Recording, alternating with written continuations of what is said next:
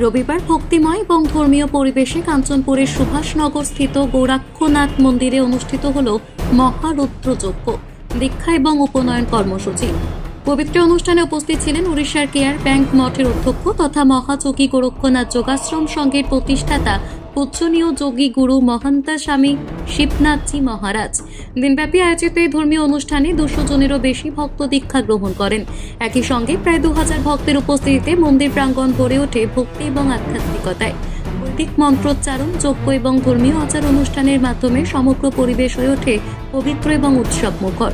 অনুষ্ঠানের পরবর্তী পর্যায়ে যোগী গুরু মহন্ত স্বামী শিবনাথজি মহারাজ নাথ সমাজের গৌরবময় ইতিহাস, ঐতিহ্য এবং আধ্যাত্মিক দর্শন সম্পর্কে বিশদভাবে আলোচনা করেন। ওনার বক্তব্যে নাথ সমাজের আদর্শ এবং মানব কল্যাণের বার্তা তুলে ধরা হলে উপস্থিত ভক্তরা গভীর মনোযোগ সহকারে তা শ্রবণ করেন। অ্যাড্রেস দিতে পারবে? আর অ্যাড্রেস, টেলিফোন নম্বর? না না, আমি সেটা জানি না। আমি নাথ গুরুদের দর্শন করেছি, অনেক নাথ গুরুকে, লেকিন আমি কার অ্যাড্রেস জানি না। তো হরিপদ জগন্নাথ বললো, তা আমি কি করবো, কোথায় থেকে পাবো?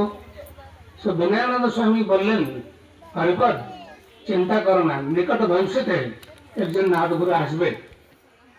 আচ্ছা, এ কথা অতটুকু। ধর্ম কাঞ্চনপুর থেকে নিজস্ব প্রতিনিধি রিপোর্ট, কেসিপি লাইভ।